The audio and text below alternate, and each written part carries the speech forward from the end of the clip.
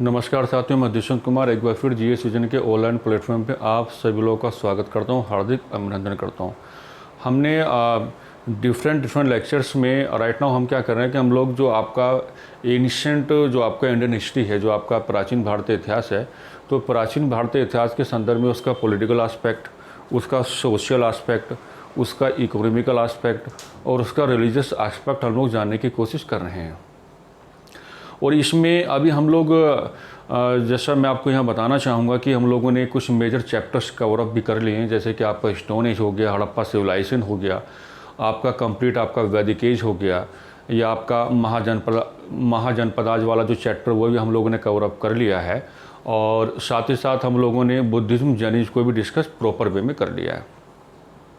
But in this lecture we are going to discuss in this chapter in this lecture we are going to discuss the reasons which were behind the emergence of Buddhism and Jainism। इस lecture में हम लोग कुछ ऐसे कारणों के ऊपर चर्चा करेंगे जिन्होंने बौद्ध धर्म तथा जैन धर्म के उदय में उस समय एक बहुत ही बड़ी भूमिका अदा की। और ये जो हमारा डिस्कशन होगा बहुत ही कॉम्प्रहेंसिवली मोड पे हम लोग करेंगे। और इस डिस्कशन के थ्रू आप लोग मैं कहना चाहूँगा आपसे कि आप उत्तराखंड पीसीएस में भी इसको लेके जा सकते हो, आपको दिक्कत नहीं आएगा। कई बार मेंस में क्वेश्चन पुट अप हो जाता है कि वो सारे रीजन्स कौन से थे जिन्होंने एक मेजर रोल प्ले किया इन the emergence of Buddhism and Jainism. ठीक है, तो यहाँ अभी का जो आपका डिस्कशन होगा वो मेजरली हम लोग डिस्कस जो कर रहे हैं बुद्धिज्म और जैनिज्म के रिगार्ड में ही करेंगे। हालांकि अगर हम देखें कि जो आपका पीरियड ऑफ 600 BC है, 6ठी शताब्दी ईसा पूर्व का जो आपका समय होता है, उसमें बुद्धिज्म और जैनिज्म के साथ साथ कुछ अदर भी आपको socio and religious reform movements आपको मिलेंगे। बट यहाँ हम लोगों ने जो मेनली जो एम्फेसाइज किया है, हम लोगों ने जो मुख्य तौर पर जो फोकस किया है वो किया है आपका बुद्धिज्म और जैनिज्म पर। ठीक है, तो इस लेक्चर में हम लोग यही डिस्कस करेंगे कि भाई वो कौन से फैक्टर्स थे, कौन से रीजन्स थे जिन्होंने एक मेजर रोल प्ले किया इन the emergence of Buddhism and Jainism. अब देखो बात क्या है कि कभी भी अगर आपके मन में ये बात आए कि भाई वो फैक्टर्स कौन से हैं जिन फैक्टर्स ने बुद्धिज्म और जैनिज्म की इमरजेंस में एक मेजर रोल प्ले किया, तो केवल एक सिनॉप्सिस अपने दिमाग में रखना। ठीक है, केवल एक सिनॉप्सिस आपको अपने दिमाग में रखना है कि जब जब कोई आपसे पूछे या आपके एग्जाम में क्वेश्चन पुट अप हो कि वो कारक कौन से हैं, फैक्टर्स पूछे, रीजन्स आपसे पूछे जिन्होंने मेजर रोल प्ले किया बुद्धिज्म और जैनिज्म के जनरेशन में या उसके इमरजेंस में, तो आप केवल वर्ण सिस्टम को ही अपने दिमाग में रखना। अगर आप लोग वर्ण सिस्टम को एक एज ए मेजर सिनॉप्सिस अपने माइंड में फिट करके रखोगे और वर्ण सिस्टम के साथ कैसे खेलना है, वर्ण सिस्टम के साथ कैसे हमें कैलकुलेशंस करनी हैं, ठीक है, वो कैलकुलेशन तो आप इस लेक्चर में सीखोगे।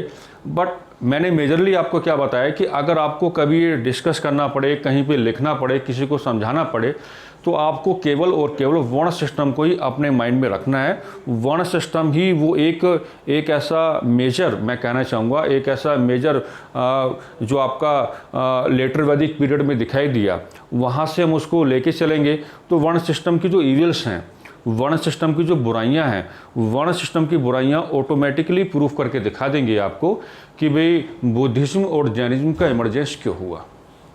हमें जो कुछ करना है वर्ण सिस्टम के साथ ही करना है, वर्ण सिस्टम के बाहर हम लोग जाने की कोशिश नहीं करेंगे, क्योंकि मेजरली जो डिस्कशन आपका होता है regarding emergence of Buddhism and Jainism, वो आपको वर्ण सिस्टम के अकॉर्डिंग ही सारी चीज़ें आपको प्रूफ करनी होती हैं। अब देखो यहाँ पे मैंने आपको पढ़ा रखा है कि जो आपका वर्ण सिस्टम है, वर्ण सिस्टम को आप लोग अगर कंप्लीट वैदिक एज में रिलेट करोगे तो वर्ण सिस्टम के भी आपको दो सेक्शन आपको दिखाई देंगे। सेक्शन इन द सेंस का मतलब ये है कि वर्ण सिस्टम आपको दो तरह से आपको दिखाई देगा।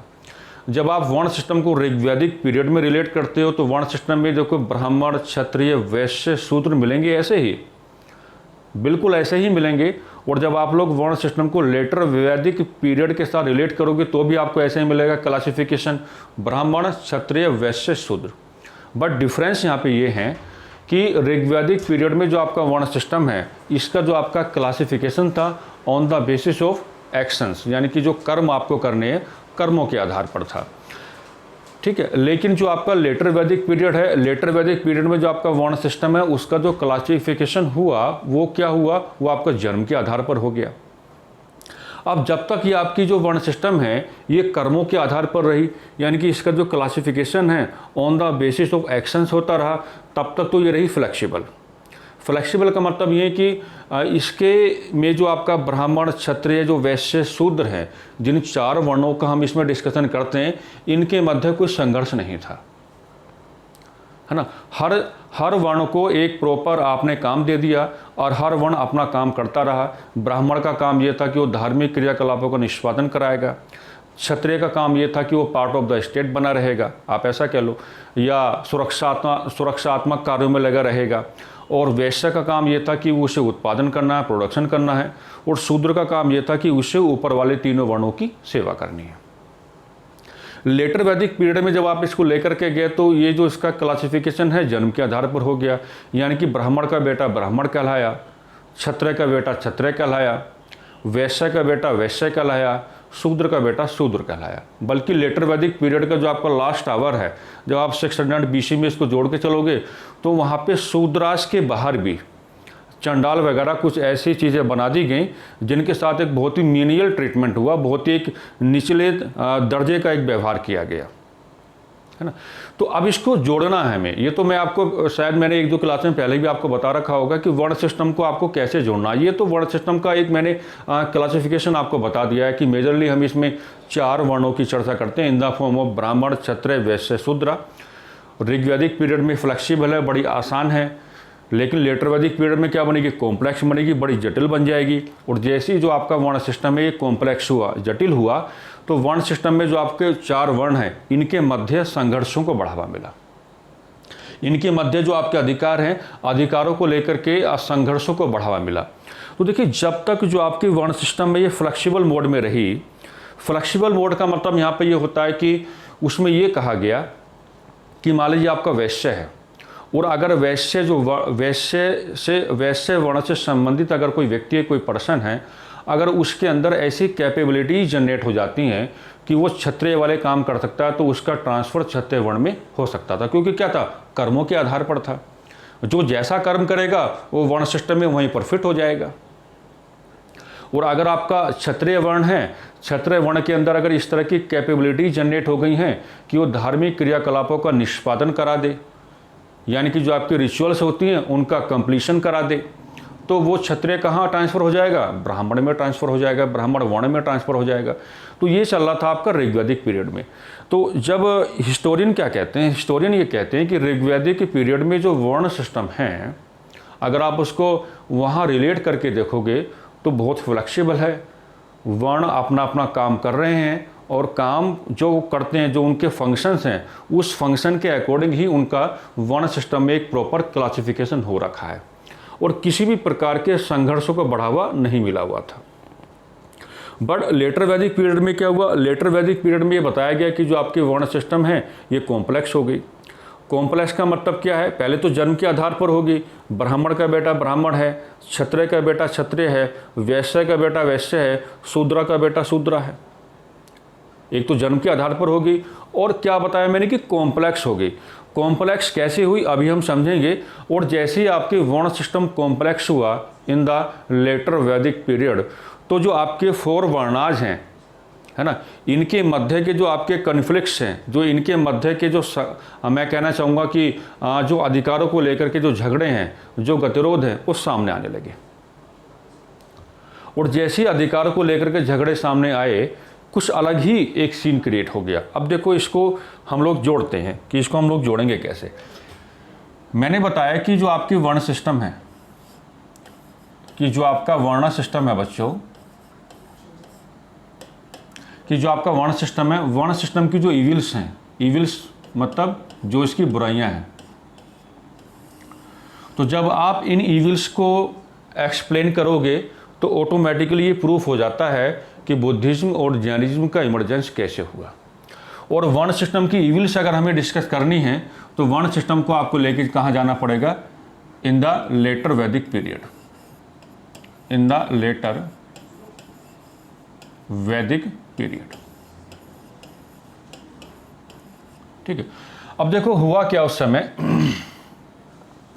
कि वर्ण तो आपके 4 ही रहेंगे, यानी कि ब्राह्मण, क्षत्रिय, वैश्य एंड शूद्र। वर्ण तो आपके पास 4 ही रहेंगे, लेकिन मैंने आपको बताया कि इनका जो क्लासिफिकेशन है, पहली बात तो ये एक बार और यहाँ लिख देते हैं कि इनका जो क्लासिफिकेशन है वो क्या है आपका, on the basis of birth, on the basis of birth, यानी कि किसके आधार पर है, जन्म के आधार पर है। और दूसरा मैंने आपको क्या बताया कि लेटर वैदिक पीरियड में जो आपका ये वर्ण सिस्टम है, वर्ण सिस्टम का जो आपका स्ट्रक्चर है, in the letter Vedic period structure of varna system वीकेम मोर आपका कॉम्प्लेक्स, यानी कि वो क्या बना, बहुत ही कॉम्प्लेक्स बन गया। स्ट्रक्चर क्या बना आपका, कॉम्प्लेक्स। अब इसको पहले हमें प्रूफ करना पड़ेगा स्ट्रक्चर कॉम्प्लेक्स का मतलब क्या है। पहली बात हुई कि अगर ये जो आपका स्ट्रक्चर है जो मैं आपको कॉम्प्लेक्स बता रहा हूँ, जटिल जो मैं आपको बता रहा हूँ, इसमें ये है कि अगर आप कोई क्षत्रिय है, अगर आप कोई क्षत्रिय है और अगर उसके अंदर इस तरह की कैपेबिलिटीज जनरेट हो जाती हैं कि वो जो आपके धार्मिक अनुष्ठान होते हैं, जो आपके रिचुअल्स होती हैं, अगर उनको परफॉर्म करा ले तो भी उसका ट्रांसफ़र अब ब्राह्मण वर्ण में नहीं होगा, जैसे कि ऋग्वेद में हो जाया करता था। कॉम्प्लेक्स होने का एक तो मतलब ये है कि वर्ण सिस्टम में on the basis of birth जो जहाँ पे है, जन्म के आधार पर जो जहाँ पे है वो वहीं पे रहेगा, ट्रांसफ़र होने का कोई मतलब इसमें नहीं है। एक तो मैंने आपको ये बताया। दूसरा एक देखिए, एक इंटरेस्टिंग बात इसमें ये है कि पहली बात तो आप एक बात समझो कि लेटर वैदिक पीरियड में सबसे पहले मैं आज यहाँ आपके सामने डिस्कस करना चाहता हूँ, एक कॉन्सेप्ट आया जिसको हम कहते हैं कॉन्सेप्ट ऑफ द्विज। हिंदी में इसको ऐसे लिखा जाता है द्विज। और ये जो आपका द्विज है, इसको लेकर के एग्जाम में कई बार क्वेश्चन पुटअप किए गए। पूछता है कि what was the meaning of द्विज रिगार्डिंग वर्ण सिस्टम। ये वर्ण सिस्टम के संदर्भ में जो आपका द्विज है, इसका लिटरल मीनिंग क्या था, इसका शाब्दिक अर्थ क्या था। तो हमें ईविल्स डिस्कस करनी है, और ईविल्स जब आप डिस्कस करोगे तो कॉम्प्लेक्स स्ट्रक्चर को आप उठाते चले जाओ, और जैसे जैसे मैं आपके सामने डिस्कस कर रहा हूँ उनके प्रॉपर सिनॉप्सिस नोटबुक में बनाओ। पीडीएफ की फॉर्म में मैटर तो आपको मिलेगा ही मिलेगा, बट आप अपने हाथ से चीज़ों को लिखोगे तो उसका मज़ा कुछ और ही आएगा। अब देखिए द्विज का कॉन्सेप्ट। सबसे पहले अगर आप लोग वर्ण सिस्टम की ईविल्स को देखना चाहते हो तो सबसे पहले ईविल्स मैंने आपको क्या बताई कि द्विज है। अब द्विज का मीनिंग क्या है, द्विज का मीनिंग क्या है? द्विज का मीनिंग ये है, देखिए पहला मीनिंग मैं क्या बता रहा हूं कि one who had the right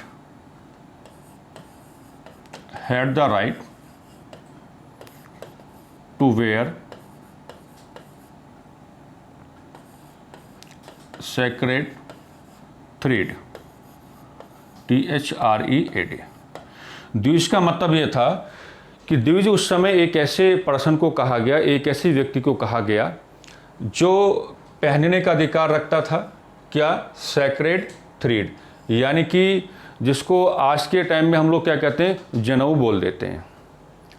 जो आज के टाइम में जनेऊ है उसी को मैं यहाँ पे मेंशन कर रहा हूँ। मैंने कहा कि द्विज का एक लिटरल मीनिंग क्या निकलेगा कि one who had the right to wear sacred thread, यानी कि जो एक धार्मिक धागा उसको कहा गया उस समय, जो उस समय का धार्मिक धागा है वो आज हमारे लिए क्या, जनेऊ है।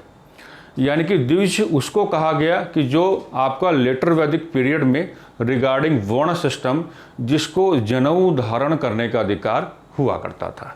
एक मीनिंग तो मैंने आपको ये बताया।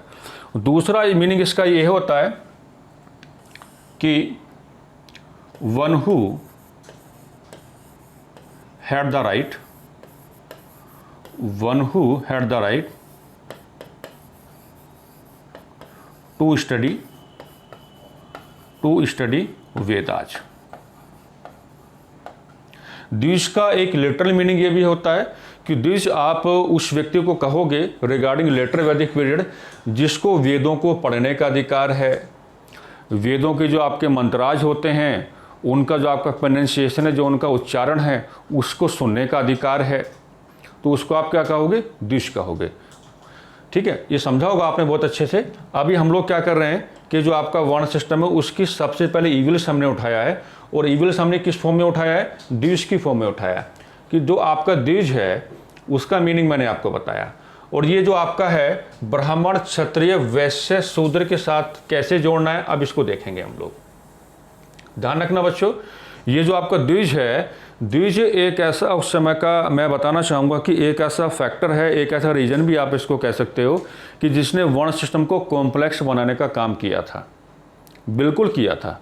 अब देखो मीनिंग तो मैंने आपको बता दिया है कि जिसको धार्मिक धागा यानी कि जनेऊ धारण करने का अधिकार था, या जिसको वेदों को पढ़ने का, वेदों के मंत्रों के जो उच्चारण होते हैं उनको सुनने का अधिकार था।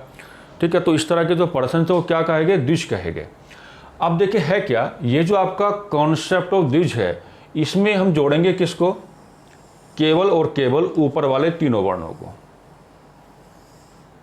बहुत इंपॉर्टेंट डिस्कशन है कि जो आपका ब्राह्मण है और जो आपका क्षत्रिय है और आपका जो वैश्य है, वैश्य को ही द्विज में शामिल किया गया। वैश्य को ही क्या हुआ? द्विज के अंदर शामिल किया गया। और ये जो आपका शूद्रा है, शूद्रा जो है आपका द्विज का पार्ट नहीं था, शूद्रा को क्या रखा गया? द्विज से बाहर रखा गया। और अच्छी बात और है, यहाँ पे एक चीज़ और जोड़ लो आप लोग, उस समय हुआ क्या कि जो आपका शूद्रा है यानी कि जो शूद्र वर्ण है और प्लस जो आपका वुमेन है, जो आपकी महिलाएं हैं, है ना, इनको बिल्कुल ये जो आपका कॉन्सेप्ट ऑफ द्विज है ना, इससे बिल्कुल बाहर रखा गया, आप ऐसा भी कह सकते हो। यानी कि जो आपके शूद्राज हैं, है ना, उनको ये जो आपके वेदाज होते हैं, जो आपके वेदाज हैं, जो आपके वेद हैं, ठीक है, इन वेदों को पढ़ने का अधिकार नहीं था, महिलाओं को भी इन वेदों को पढ़ने का अधिकार नहीं था, और जो आपके जो वेदाज हैं इनके मंत्रों का उच्चारण सुनने का अधिकार नहीं था। मैंने एक क्लास में आपको बताया था कि यहाँ तक मेंशन किया गया कि अगर गलती से किसी शूद्र के कानों में वैदिक मंत्रों का जो उच्चारण है, जो आपका प्रोनाउंसिएशन ऑफ वैदिक मंत्राज है, अगर उसके कानों में ड्यू टू एनी रीजन अगर वो चला गया तो उसके कान के अंदर गर्म तेल करके डाल दिया जाता था।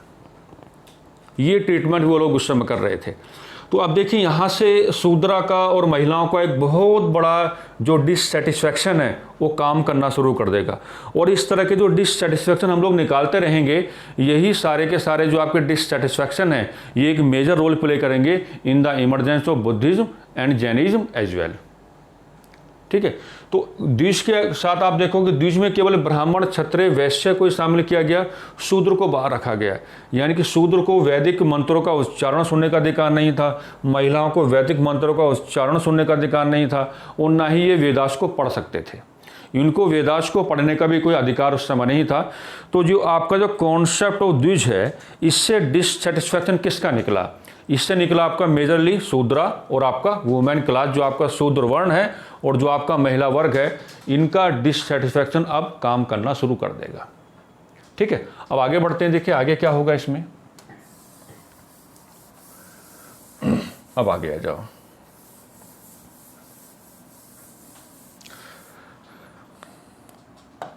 ये जो डिस्कशन अभी हम लोग कर रहे हैं ना, ये डिस्कशन आप मेंस में अगर कोई भी क्वेश्चन इस तरह का आता है कि what were the reasons behind the emergence of Buddhism and Jainism as well, तो इस तरह के जो डिस्कशन है आप किसी भी मेंस के एग्जाम में भी इन तमाम चीज़ों को लिख सकते हो।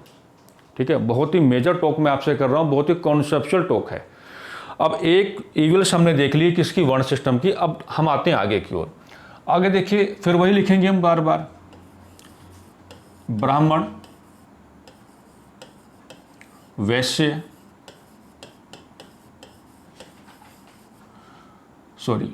ब्राह्मण, क्षत्रिय,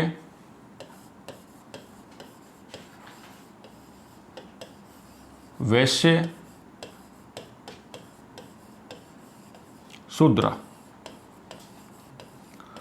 अब आ जाओ, अब हम जो है आपका वर्ण सिस्टम में जो आपके 4 वर्णाज हैं, इनके साथ हम वर्ण सिस्टम की एक और बुराई को जोड़ने की कोशिश करते हैं। एक और जो ईविल्स है उसको, ईविल जो है आपका, उसको जोड़ने की कोशिश करते हैं।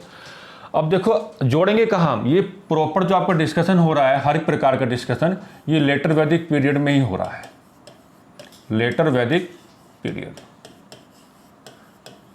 क्योंकि जैसा आप लोग जानते हैं कि फ्रॉम 1000 BC टू 600 BC का जो टाइम पीरियड आपके पास होता है ना, that is considered as the time period of later Vedic period.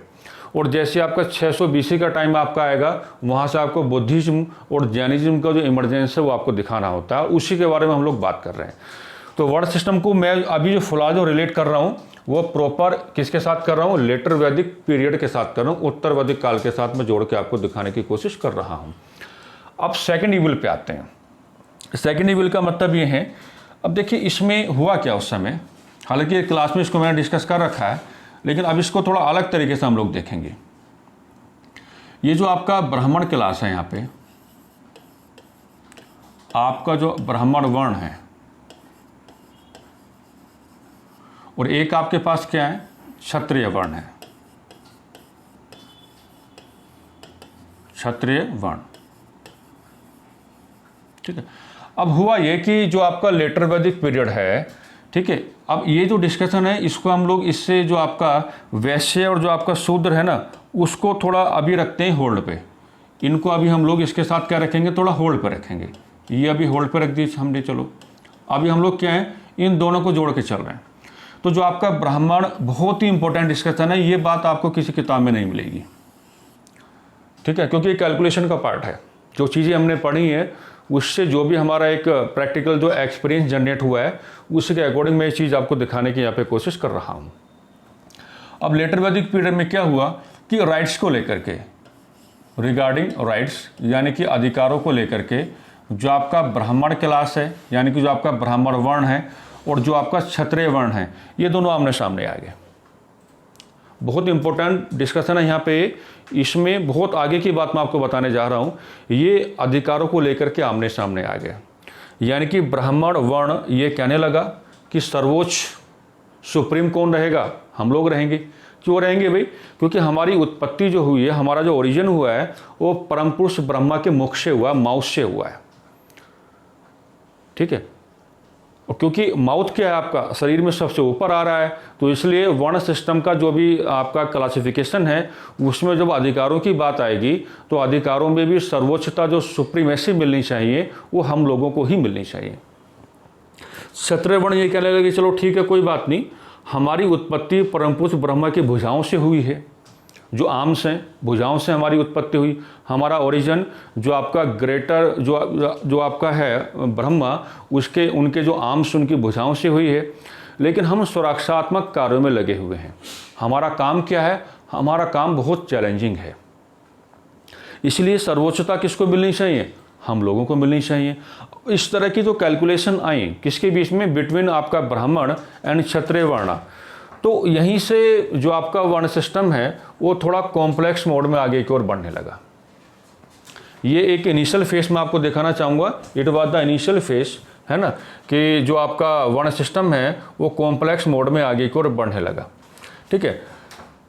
अब हुआ उस समय ये कि फाइनली एक एग्रीमेंट होता है और उस एग्रीमेंट में ये कहा गया कि जितना भी आपका सोशल और जो आपका रिलीजियस एस्पेक्ट होगा, ये बहुत गौर से सुनना, जितना भी आपका सोशल और जो आपका रिलीजियस एस्पेक्ट होगा उसमें जो सुप्रीमेसी एंजॉय करेगा वो करेगा आपका ब्राह्मण वर्ण, और जितना भी पॉलिटिकल और जो आपका इकोनॉमिकल एस्पेक्ट होगा उसमें जो भी आपका सुप्रीमेसी को एंजॉय करेगा वो करेगा आपका क्षत्रिय वर्ण।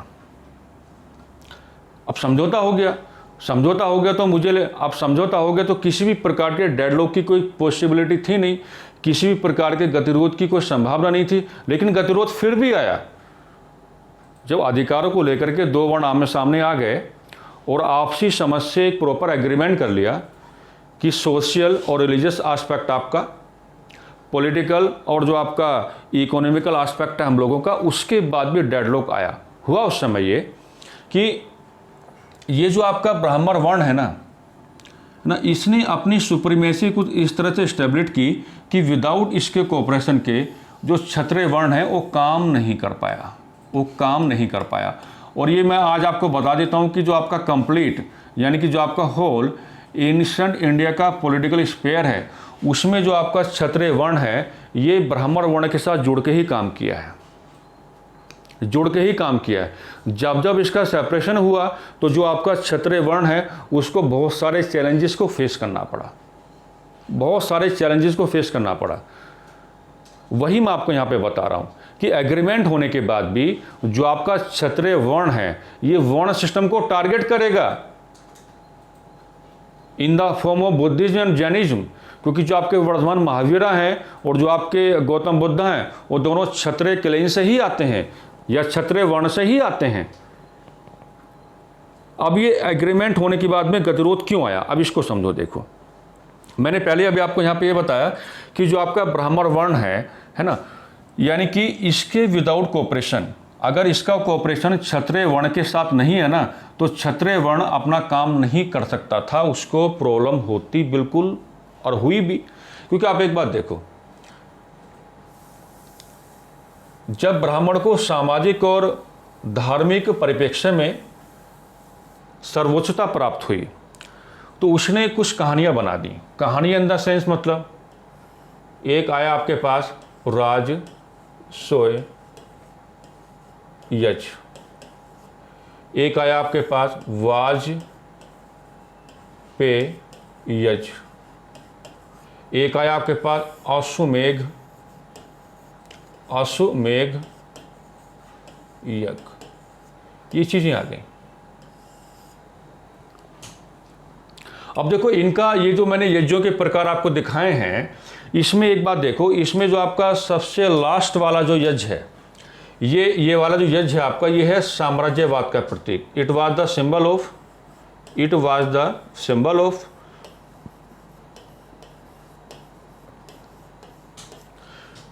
Symbol of imperialism. It was the symbol of imperialism. और ये जो आपके ऊपर वाले दोनों यज्ञ हैं ना, ये जो आपका किंग होता है, यानी कि जो आपका किंग है ना, किंग जो है उसको डिफाइन करने के लिए है कि इसके राइट्स क्या होंगे और इसकी रेस्पॉन्सिबिलिटीज क्या होंगी। कितनी बड़ी कहानी बना दी गई। ये जो आपका ब्राह्मण वर्ण है ये उसकी अपनी इंडिविजुअल कैलकुलेशन है भाई, इंडिविजुअल कैलकुलेशन है। यानी कि ब्राह्मण वर्ण ने उस समय कुछ ऐसी कैलकुलेशंस की कि जो आपका क्षत्रिय वर्ण है उसको अपने ऊपर कंप्लीट डिपेंड कर लिया, और जैसे क्षत्रिय वर्ण ब्राह्मण जो वर्ण है उस पर डिपेंड हुआ है ना, तो उसको अपने जो राइट्स हैं, अपने अधिकार को लेकर के उसने अपने आप को इनसिक्योर फील किया, अपने आप को असुरक्षित महसूस किया। अब ये जो आपके अश्वमेघ यज्ञ हैं, साम्राज्यवाद का प्रतीक मैं बता रहा हूँ कि it was a symbol of imperialism, और जो आपके राजस्व जो आपके वाजपेयी यज्ञ हैं, इनके थ्रू किंग जो है उसको डिफाइन किया गया। कहा गया कि what will be the definition of king and what will be the rights of king and what will be the responsibility of king, यानी कि अधिकार क्या होंगे, राजा की परिभाषा क्या होगी, स्टेट कैसे काम करेगा, तमाम प्रकार की चीज़ें यज्ञों के माध्यम से डिफाइन होने लगी। अब क्षत्रिय वर्ण, अब देख रहे हो, क्षत्रिय वर्ण अगर अपने आप को फ्लोरिश करना चाहता है, अपने आप को एक्सपेंड करना चाहता है, अपने आप को उसका जो अपना पॉलिटिकल स्टेटस है उसको और मजबूत बनाना चाहता है, तो विदाउट कोऑपरेशन ऑफ ब्राह्मण वर्ण ये पॉसिबल नहीं था। और वैसे भी एक बात समझ लो, मैं एक बात आपको नई यहाँ जोड़ के बताता हूँ कि स्टेट जो होता है, जो आपका स्टेट होता है, स्टेट हमेशा से ये चाहता है कि स्टेट के अंदर जितना भी सोशल, रिलीजियस और जो आपका कल्चरल बिहेवियर हो रहा है, सामाजिक, धार्मिक, सांस्कृतिक व्यवहार जितना हो रहा है, स्टेट हमेशा चाहता है कि मैं इसको रेगुलेट करूं, हमेशा चाहता हो बिल्कुल। और यहाँ पे तो उल्टा हो रहा है, यहाँ पे स्टेट किसके पास है, क्षत्रिय के पास है, और जो आपका सामाजिक, आर्थिक, सांस्कृतिक जो व्यवहार है उस समय का, यानी कि जो आपका सोशल, कल्चरल और जो आपका रिलीजियस बिहेवियर है उस समय का, उस पर कंट्रोल किसका हो गया, ब्राह्मण वर्ण का हो गया। दो तरह के कैलकुलेशन, एक तो यहाँ पे क्षत्रिय वर्ण ब्राह्मण वर्ण पर पूर्णतः डिपेंड हो गया अपने आप को फ्लोरिश करने के लिए, अपने आप को उसका जो अपना पॉलिटिकल स्टेटस है उसको स्ट्रॉन्ग जोन में लेके जाने के लिए, और दूसरा ये है कि जो matters part of the state होने चाहिए थे वो मैटर्स आपके ब्राह्मण वर्ण के अंदर आ गए। इस तरह से गतिरोध आ गया। अधिकारों को लेकर के, अधिकारों के बंटवारों को लेकर के जो प्रॉपर एग्रीमेंट हुआ था, उसके बाद भी गतिरोध आ गया। और इसलिए हम लोग ये पढ़ाते आए हैं, और आपको कोई भी अच्छी किताब ये पढ़ा देगी कि जो आपका बुद्धिज्म और जैनिज्म का जो आपका इमरजेंस हुआ है, वो क्षत्रिय वर्ण का एक रिएक्शन है। वो आपका क्षत्रिय वर्ण का रिएक्शन है, क्योंकि जब आप वर्ण सिस्टम की ओर मूव करोगे तो वैश्य और शूद्रा की कंडीशन ऐसी नहीं थी कि जो आपका ये, इसको हम कहते हैं ब्राह्मणिज्म, इसको क्या कहते हैं, ब्राह्मणवाद कहते हैं हिंदी में, इंग्लिश में क्या कहेंगे, ब्राह्मणिज्म कहेंगे, जिसके अंदर ब्राह्मण ने अपने अधिकारों का असीमित प्रयोग किया और क्षत्रिय वर्ण के साथ साथ वैश्य शूद्रा को सबको अपने ऊपर डिपेंड कर लिया। लेकिन अगर इसको चैलेंज करना है, इसको टारगेट करना है, इसको क्रिटिसाइज करना है या इसको आंसर करना है, तो वो जो कैपेबिलिटी थी वो केवल क्षत्रिय वर्ण के ही पास थी, वैश्य शूद्र के पास नहीं थी। और ये प्रूफ ही हो गया कि जब वर्धमान महावीरा और गौतम बुद्धा जैसे लोग बाहर निकल के आए, तो वो क्षत्रिय वर्ण की जो कैपेबिलिटी है वो अपने आप ही प्रूफ हो गई, अपने आप ही वो प्रूफ हो गई। तो इस सेकंड इविल मैंने आपको जोड़ के दिखाई कि जो आपका अधिकारों को लेकर के जो पहले तो एक इन दोनों के बीच में क्या हुआ, एक पहले डेडलॉक आया, फिर एग्रीमेंट हो गया, उसके बाद फिर डेडलॉक आया, डेडलॉक एग्रीमेंट डेडलॉक, गतिरोध समझौता गतिरोध, और फाइनली बुद्धिज्म और जैनिज्म का जनरेशन हुआ। तो क्षत्रिय वर्ण का जो डिससेटिस्फैक्शन है ना यहाँ पे, ये भी इस तरह से एक मेजर रोल प्ले कर देता है। और ये जो आपका वर्ण सिस्टम है, वर्ण सिस्टम की सेकंड इविल मैंने आपको जोड़ के दिखाई कि it was the second evil of varna system regarding emergence of Buddhism and Jainism as well. ठीक है। अब इसमें मान लीजिए कभी आपके दिमाग में एक पॉइंट आ सकता है कि भाई मान लीजिए हम क्षत्रिय वर्ण से संबंधित कुछ राजाओं का नाम लेके चलें, हम कुछ राजाओं का नाम लेके चलें, है ना, कि भाई बुद्धिज्म और जैनिज्म के रिगार्डिंग जो आपके वर्तमान महावीर हैं, गौतम बुद्धा हैं, वो प्रॉपर किंग तो नहीं थे but part of the state तो थे। उनके फादर क्या थे, क्षत्रिय थे। अब जिन लोगों का यहाँ पे डिससेटिस्फैक्शन है लेटर वैदिक पीरियड में, क्या वो लोग आए, एक बात समझो, बुद्धिज्म और जैनिज्म का जो फ्लोरिश हुआ है वो पॉलिटिकल पैट्रोनेज में ही हुआ है और राजनीतिक संरक्षण में हुआ है। जब ये लोग आए, इन्होंने जब अपनी टीचिंग्स को इम्पार्ट करना स्टार्ट किया, तो जब टीचिंग्स को इम्पार्ट किया, उससे जो आपके क्षत्रिय वर्ण से संबंधित जो राजा थे उन्होंने उसको स्वीकार किया और अपना राजकीय संरक्षण भी दिया।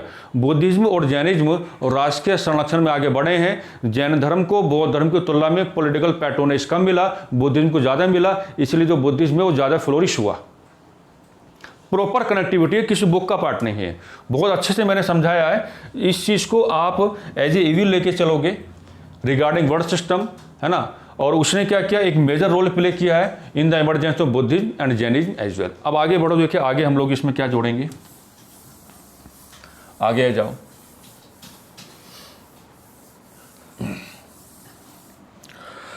यानी कि क्षत्रिय वर्ण का डिससेटिस्फैक्शन में ले आया और शूद्रा जो आपका वर्ण है उसका डिससेटिस्फैक्शन महिलाओं के साथ मैंने पहले ही जोड़ के आपको दिखा दिया। अब एक डिससेटिस्फैक्शन हमें और यहाँ पे लेके आना है, उसको देखो आप कितना मजेदार है। देखिए वैश्य क्या है, वैश्य। अब देखिए जो वैश्य है, वैश्य का जो आपका संबंध है, इसका जो रेफरेंस आपको यहाँ से लेना है वो आपको लेना है इकोनॉमिकल एक्टिविटीज़ के साथ, इकोनॉमिकल एक्टिविटीज़ के साथ, आर्थिक गतिविधियों के साथ। आर्थिक गतिविधियों में जैसे आपका ट्रेड एंड कॉमर्स हो सकता है, ट्रेड एंड कॉमर्स आपका हो सकता है, ओके, या आपका एग्रीकल्चर आपका हो सकता है, या आपका एनिमल हस्बेंड्री हो सकता है,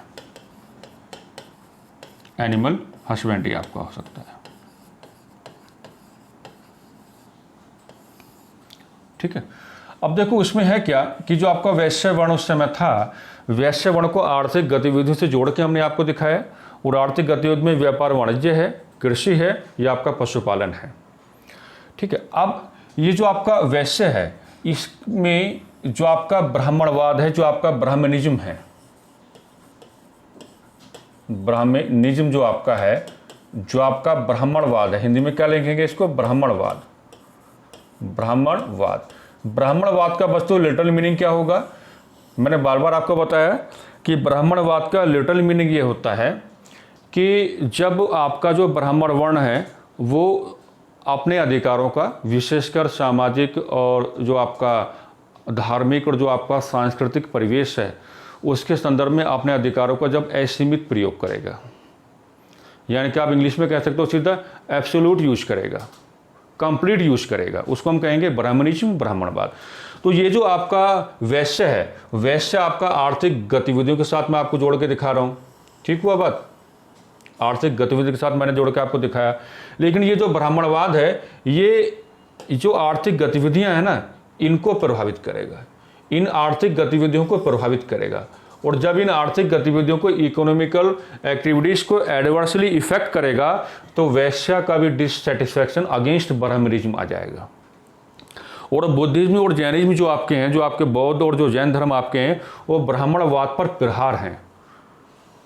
वो क्या है, ब्राह्मणवाद पर क्या है, जो ब्राह्मणिज्म है उस पर क्या है, एक स्ट्रॉन्ग अटैक आप कह सकते हो, बहुत ही अच्छा एक प्रहार आप लोग कह सकते हो। ठीक, अब देखो कैसे प्रभावित हुई ये जो आपका वैश्य है, जो वैश्य मूलतः आर्थिक गतिविधि में लगा हुआ था, इसकी जो आर्थिक गतिविधियां हैं वो ब्राह्मणवाद के थ्रू कैसे प्रभावित हुई, सोचने वाली बात है। देखो एक बात देखो, पहली बात इसमें यह है कि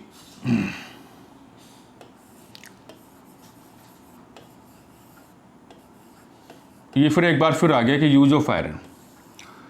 उस समय ये हुआ कि जब 800 BC के आसपास ये जो आपके आर्यंस हैं, इन लोगों ने लोहे का बहुत बड़े स्तर पर प्रयोग किया, और प्रयोग करने के बाद आपके जो बहुत ही डेंसली फॉरेस्ट थे, बहुत ही घने घने जो जंगल थे, उनको काटा, और काटने के बाद उनको क्या बनाया, कृषि के योग्य बनाया। और जो आपका एग्रीकल्चर है, एग्रीकल्चर का एलाइड सेक्टर क्या होता है, एनिमल हस्बेंड्री होता है। तो आयरन के यूज से बहुत बड़े बड़े जो आपके घने घने जंगल हैं उनको काटा गया, कृषि योग्य बना दिया गया। तो ये लोग ये चाह रहे थे कि भी अब हम लोग प्रॉपर वे में एग्रीकल्चर एक्टिविटीज़ को कर पाएँ, और एग्रीकल्चर एक्टिविटीज़ को हम करें तो उसमें एग्रीकल्चर सरप्लस भी आए, कृषि अधिशेष की भी गुंजाइश हो, ताकि ट्रेड एंड कॉमर्स को, व्यापार वाणिज्य को प्रमोशन मिल पाए, बढ़ावा मिल पाए।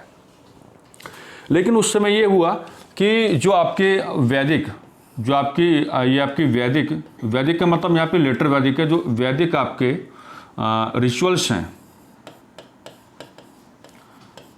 ऋग्वैदिक काल के संदर्भ में जो भी आपके धार्मिक अनुष्ठान हैं, तो उन धार्मिक अनुष्ठानों में जो आपके ये हैं, जैसे कि आपका बुल है, बुल मतलब जो आपका बैल है, या जो आपकी गाय है, जो आपकी काऊ है इवन, है ना, तो इस तरह की चीज़ों का सैक्रिफाइस किया गया, बलि दी गई, बहुत बड़े पैमाने पर बलि दी गई है। ऐसा नहीं कि गाय को पवित्र तो माना ही गया, एक अलग बात है, लेकिन गाय, बैल, इस तरह के जो पशु हैं उनकी एक बहुत ही व्यापक स्तर पर बलियाँ दी गई उस समय। और जो एक बेसिक और मेजर नेसेसिटी थी किसकी, एग्रीकल्चर की भी और एनिमल हस्बेंड्री की भी, क्योंकि जब तक आप एग्रीकल्चर के साथ एनिमल हस्बेंड्री को जोड़ कर नहीं चलोगे, क्योंकि ये क्या है, it is a allied sector of agriculture, तो जब तक ये दोनों एक साथ नहीं जुड़ेंगे तब तक दोनों फ्लोरिश नहीं हो पाएंगे, तब तक दोनों अच्छे से काम नहीं कर पाएंगे। बट जो आपके वैदिक रिचुअल्स हैं regarding specially letter Vedic period, वहाँ पे पशुओं की बलियाँ दी गई बड़े पैमाने पर, और भी पशु आप जोड़ सकते हो, पशुओं की जो बलियाँ बड़े पैमाने पर दी गई। इससे जो आपका वैश्य है, वैश्य का जो मेन फंक्शन है रिगार्डिंग एग्रीकल्चर, एनिमल हस्बेंड्री, बहुत प्रभावित हुआ आप कह सकते हो। हालांकि आप इतना भी कह सकते हो कि व्यापक स्तर पर प्रभावित हुआ। ठीक है, दूसरी बात इसमें यह है कि जो आपका ब्राह्मणिज्म है, ब्राह्मणिज्म में दो बातें और कही गई, और वो दोनों की दोनों बातें जो ट्रेड एंड कॉमर्स को एडवर्सली इफेक्ट कर रही थी, है ना, नकारात्मक रूप से प्रभाव कर रही थी। देखो क्या है, ब्राह्मणिज्म में ब्राह्मण वर्ण ने, ब्राह्मण जो आपका वर्ण है उसने नियम बनाया कि आप समुद्र पार जाकर या पानी के पार जाकर के व्यापार नहीं कर पाओगे। और वैश्य तो व्यापार वाणिज्य के साथ जुड़ा हुआ है, ट्रेड एंड कॉमर्स के साथ जुड़ा हुआ है कि नहीं बात। तो जब आपका ब्राह्मणिज्म है, ब्राह्मणिज्म में ये कहा गया है ना, जो आपका ब्राह्मण वर्ण है कि समुद्र पार जाकर अगर कोई व्यापार करेगा, तो समुद्र पार जाकर के व्यापार करेगा, तो उसका मतलब ये होगा कि उसका जो एक रिलीजन है, रिलीजन इन द सेंस मतलब कि वो ब्राह्मण है, क्षत्रिय, वैश्य, शूद्र जो भी है, वो सारा का सारा ही प्रभावित हो जाएगा।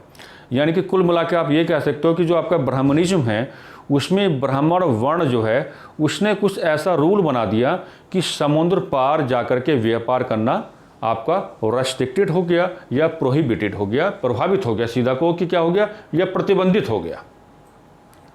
तो इससे क्या हुआ, जब पशुओं की बलि दी गई तो ये वाला सेक्टर प्रभावित हुआ, और जब समुद्र पार जाकर के व्यापार करने की अनुमति नहीं दी गई तो आपका ये वाला सेक्टर प्रभावित हो गया, ट्रेड एंड कॉमर्स वाला प्रभावित हो गया। इतना ही नहीं, ब्राह्मणिज्म में यहाँ तक कहा गया कि ब्याज पर पैसा लेकर के उस पैसे को आर्थिक गतिविधियों में इन्वेस्ट करना।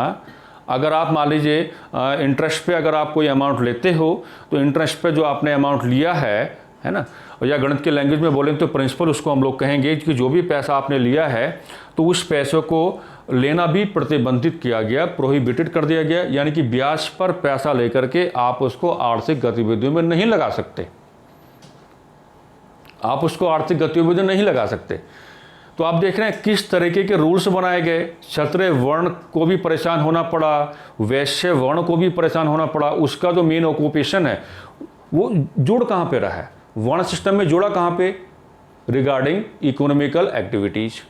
और जो आपका ब्राह्मणिज्म है वो इकोनॉमिकल एक्टिविटीज़ को फ्लोरिश होने से रोक रहा है, और जब रोकेगा तो वैश्य जो है ये भी अपना रिएक्शन लाना शुरू कर देगा। बट यहाँ पे जो वैश्य वर्ण का डिससेटिस्फैक्शन है, इसने क्या पॉलिसी अपनाई, वेट एंड वॉच। जैसे बुद्धिज्म और जैनिज्म है ना, ये आपका क्षत्रिय वर्ण का रिएक्शन सामने आया, वैसे जो आपका वैश्य है उसने इसको सलाम भी किया और हाथ भी मिलाए कि चलो भाई हम भी आपके साथ हैं। बिल्कुल वैसे हुआ जैसे कि 1857 के रिवोल्ट में हुआ। कारण कुछ और थे लेकिन बहुत सारे कारण पीछे से चले आ रहे थे, सारे कारण एक साथ मिल गए, काम हो गया। यहाँ पर भी ऐसा है कि वैश्य का जो डिससेटिस्फैक्शन है काम कर रहा है, लेकिन वो उतना स्ट्रॉन्ग नहीं था कि वो ब्राह्मणिज्म को टारगेट कर पाए, ब्राह्मणिज्म को चैलेंज दे पाए। चैलेंज किसने दिया, क्षत्रिय वर्ण ने दिया in the form of Buddhism Jainism. तो वैश्य जो वर्ण है इसने सपोर्ट किया कि हम आपके साथ हैं। हम सपोर्ट करके हम लोग अगर ब्राह्मणिज्म को टारगेट कर पा रहे हैं तो इससे अच्छी बात और क्या होगी। हालांकि जो आपका वैश्य वर्ण है जब उसने ये आपका जैनिज्म को उसने जब सपोर्ट किया तो उसको नुकसान हुआ, मैं अभी आपको बताऊंगा, लेकिन यहाँ हम लोग रीजन की बात कर रहे हैं, ठीक है। और शूद्रा के साथ जो ट्रीटमेंट था आप लोग जानते हो, शूद्रा को द्विज में शामिल नहीं किया गया, शूद्रा को सामाजिक या राजनीतिक, सोशल, पॉलिटिकल, इकोनॉमिकल इस तरह के राइट्स उस समय अवेलेबल नहीं थे। मतलब जो शूद्रा उसकी कंडीशन तो आपका जो आपका पोस्ट गुप्ता पीरियड है वहाँ जा कर के बढ़िया होती है, और लंबे समय तक जो आपका शूद्रा है, बुद्धिज्म जैनिज्म आए, उन्होंने कहा कि शूद्रा का सोशल और रिलीजियस अपलिफ्टमेंट होना चाहिए, लेकिन उतना हो नहीं पाया जितनी बातें कही गई उस समय, है ना। तो मैंने आपको वर्ण सिस्टम की मेजरली मैंने आपको 4 इविल्स मैंने आपको जोड़ के दिखाई। द्विज के साथ मैंने स्टार्ट किया, ब्राह्मण और क्षत्रिय के बीच का जो झगड़ा है उसको बहुत अच्छे से दिखाया। ये भी क्या डिससेटिस्फैक्शन है, इसने भी क्या किया, एक मेजर रोल प्ले किया किसके इमरजेंस में, बुद्धिज्म जैनिज्म। वैश्य जो आपका जो आपका वैश्य वर्ण है उसका लाइफ कैसे इम्पैक्ट हुआ, कैसे एडवर्सली इफेक्ट हुआ, और तमाम बातें हम लोगों ने कर ली। और जो आपका शूद्र है वो तो काम कर ही रहा है। तो मतलब ये कि जब आपका जो ब्राह्मण वर्ण है उसने उस समय कुछ ऐसे रूल्स रेगुलेशंस बना दिए, है ना, जिससे कि क्षत्रिय, वैश्य, शूद्र इन सबको परेशानी हुई, ठीक है। अब एक बात और मैं यहाँ पे डिस्कस करता हूँ, पहले उसको देखो। देखिए, according to Brahmanism what is the concept of यज्ञ।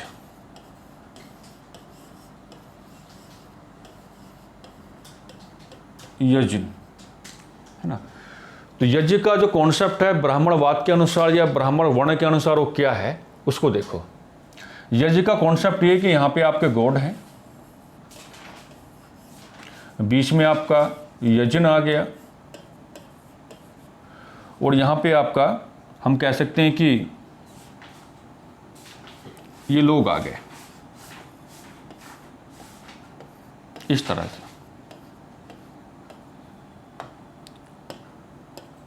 बहुत गौर से समझना, क्योंकि ये भी एक मेजर रोल प्ले करेगा इन the emergence of Buddhism and Jainism.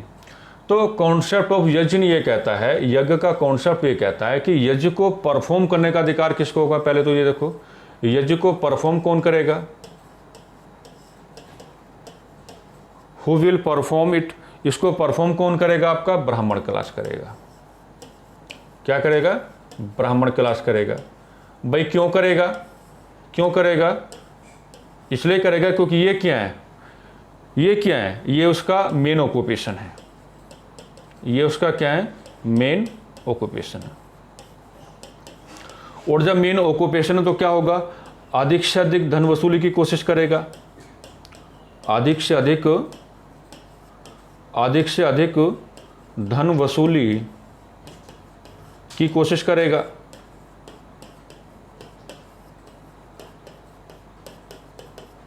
ठीक है। अब कॉन्सेप्ट ये है कि जो आपका यज्ञ है, यज्ञ को परफॉर्म करने का राइट कौन है, किसको मिला हुआ है, ब्राह्मण को मिला हुआ है। और जब ये ब्राह्मण को मिला हुआ है, क्यों, मैंने बता दिया, क्योंकि ये उसका मेन ऑक्यूपेशन है। और जब मेन ऑक्यूपेशन है तो यज्ञ के थ्रू, जो आपका यज्ञ है, यज्ञ के थ्रू वो क्या करेगा, अधिक से अधिक धन वसूली की कोशिश करेगा।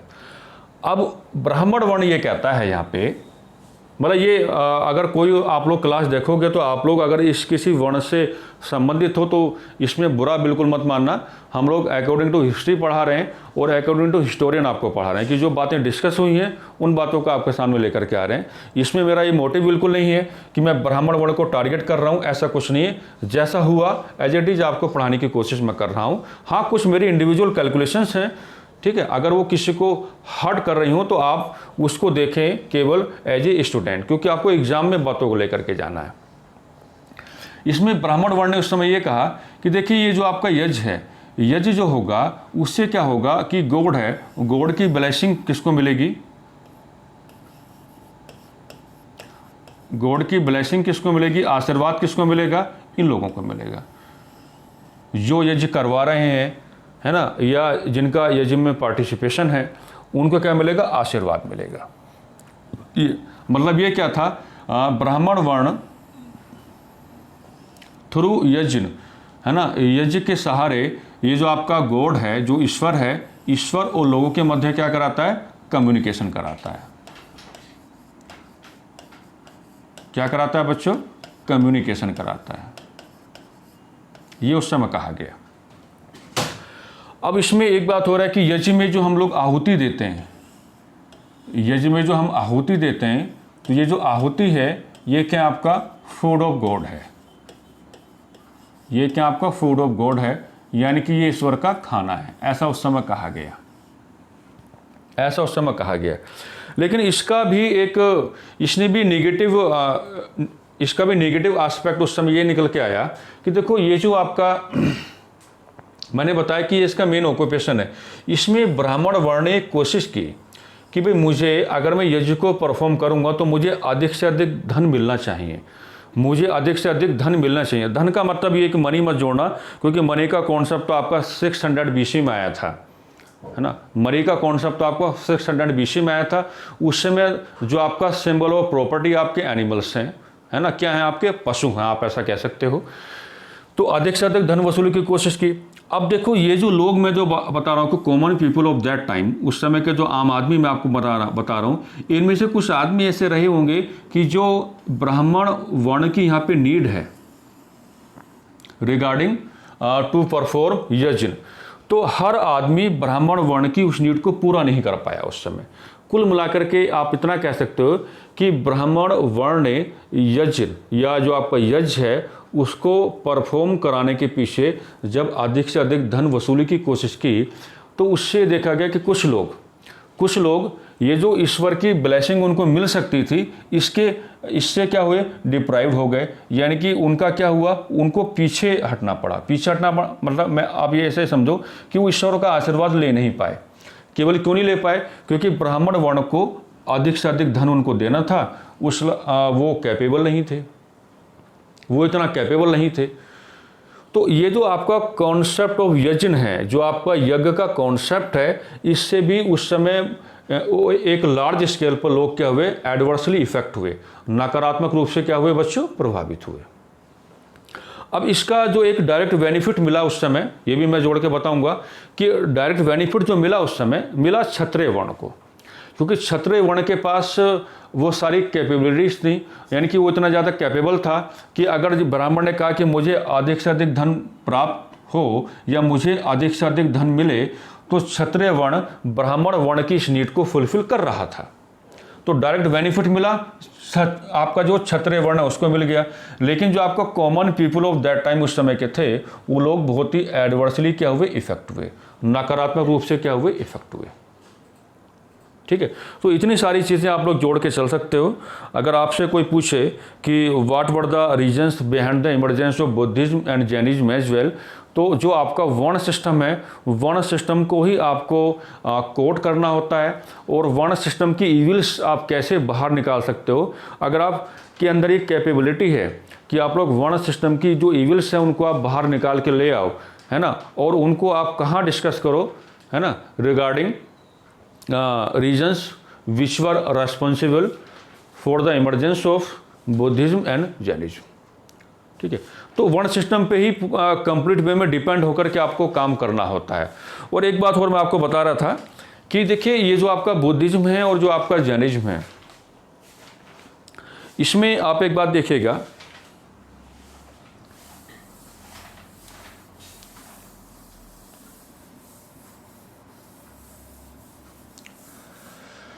सबसे पहली बात यह है कि जो आपका पॉलिटिकल पैट्रोनेज है,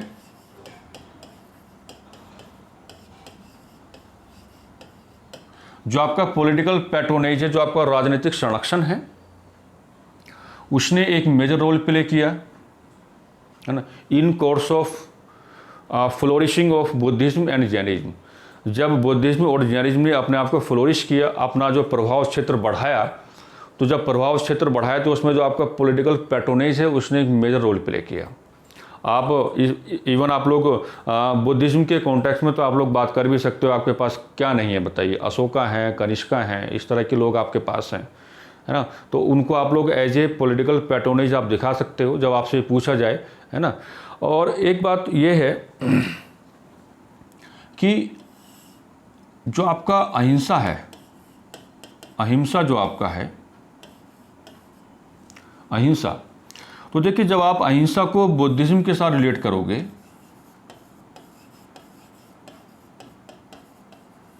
तो बुद्धिज्म में जो कॉन्सेप्ट ऑफ अहिंसा है वो क्या आपका फ्लेक्सिबल है, फ्लेक्सिबल है, लचीला है। लेकिन ये जो आपका जैनिज्म है, जैनिज्म में जो आपका कॉन्सेप्ट ऑफ अहिंसा है वो क्या है आपका, वो कॉम्प्लेक्स है। और ये जो अहिंसा है, ये रिगार्डिंग जैनिज्म जो मैं आपको यहाँ कॉम्प्लेक्स दिखा रहा हूँ, ठीक है, तो ये जैनिज्म के फेलियोर का एक रीजन माना जाता है। हालांकि अगर आप पॉलिटिकल पैट्रोनेज की बात करोगे तो दोनों का जो फ्लोरिश हुआ, दोनों का जो एक फ्लोरिश हुआ उस समय, उनका जो एक प्रभाव क्षेत्र बढ़ा, तो उसमें राजनीतिक संरक्षण ने एक महती भूमिका अदा की। बट जो आपका अहिंसा है, अहिंसा अगर आप बुद्धिज्म के कॉन्टेक्स्ट में डिस्कस करोगे तो यहाँ पे अहिंसा का नेचर क्या था, फ्लेक्सिबल था। तो बुद्धिज्म के जो आपका फ्लोरिश है उसमें जो अहिंसा का फ्लेक्सिबल नेचर है या फ्लेक्सिबल स्ट्रक्चर है, तो उसने बुद्धिज्म के फ्लोरिशमेंट में कोई भी रुकावट नहीं डाली, किसी भी प्रकार का इम्पेडिमेंट लेकर के नहीं आया। बट जैसे ही ये जो आपका अहिंसा है इसको आप जैनिज्म के साथ रिलेट करोगे तो अहिंसा का नेचर यहाँ पे बड़ा ही कॉम्प्लेक्स था। कॉम्प्लेक्स इन द सेंस मतलब इतना एक कॉम्प्लेक्स तरीके से डिफाइन किया गया है ना। जैसे कि मान लीजिए जैन साधु जा रहे हैं रास्ते पे, तो उस रास्तों को पहले साफ़ कराया जाता था कि भाई कोई भी इंसेक्ट अगर पैरों के नीचे आके दबके उसकी अगर डेथ हो जाती है, वो मर जाता है, तो ये भी क्या आपका वायलेंस है, ये भी क्या होगा, वायलेंस होगा, या वायलेशन ऑफ क्या होगा आपका, अहिंसा होगा। है ना। जैसे आज हम लोग मास्क का यूज़ कर रहे हैं, तो उस समय भी ये कहा गया कि भाई जो आपके जैन साधु हैं, जो आपके मॉन्क्स हैं, उनको क्या है, उनको इस तरीके से पट्टी बांध के रखनी पड़ती थी ताकि जो आपके नाक और मुंह के थ्रू कोई इंसेक्ट अंदर ना चला जाए। इवन अगर आप लोग खाना खा रहे हो तो खाना खाते समय भी ये उनके जो मॉन्क्स हैं, मॉन्क्स से तो कहा गया, लेकिन जो फॉलोअर्स हैं, फॉलोअर्स से भी कहा गया कि आपको इन तमाम बातों का ध्यान रखना है कि आपकी एक छोटी से छोटी एक्टिविटी से भी किसी को नुकसान नहीं पहुंचना चाहिए in the form of violence.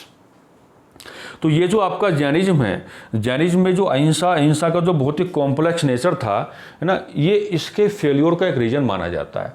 और देखिए जो आपका वैश्य है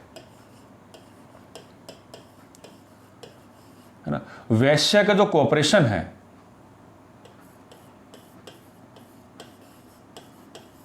वैश्य का जो आपका कॉपरेशन है, इस कॉपरेशन ने बुद्धिज्म के फ्लोरिशमेंट में एक मेजर रोल प्ले किया। बुद्धिज्म का, बौद्ध धर्म का जो प्रभाव क्षेत्र बढ़ा, उसमें वैश्य जो आपका है, तो वैश्य का जो सहयोग, जो कॉपरेशन है, वो एक मेजर रोल प्ले करता है। बट जैसे आप लोग वैश्य को जैनिज्म की तरफ लेके आते हो, तो इनिशियल स्टेज पे क्या हुआ कि वैश्य ने जैनिज्म को कोऑपरेट किया। बट जैसे ही वैश्य वर्ण से ये कहा गया कि आपको अहिंसा की जो कॉम्प्लेक्स डेफिनेशन है, according to philosophy of Jainism, आपको उसको फॉलो करना पड़ेगा। और अगर आप इसको फॉलो करोगे तो आप एक बात देख रहे हो कि वैसे किसके साथ है, इकोनॉमिकल एक्टिविटीज़ के साथ है। इकोनॉमिकल किसके साथ है, एक्टिविटीज़ के साथ है। और इकोनॉमिकल एक्टिविटीज़ में इंसेक्ट वगैरह की डेथ होना एक नॉर्मल बात होती है, एक नॉर्मल बात होती है।